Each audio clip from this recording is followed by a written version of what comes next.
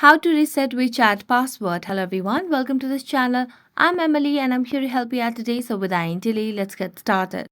Now in order to WeChat password, first of all launch the WeChat application on your device. And as you launch the WeChat application, make sure that you have a stable Wi-Fi connection on your device. As you do that, tap on the login option at the bottom left corner of the screen. Here, select on any of the method like WeChat ID, email, or your Facebook account, or even your number. So I'm going to select on the email ID over here.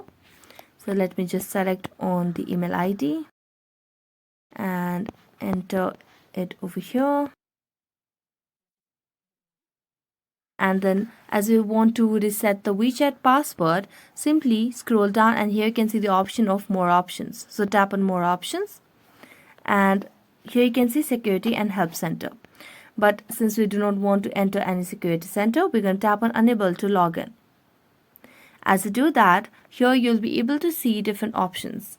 Like you can link your phone number, you can link your QQ ID, or you can link email. So you can reset password via email ID as well.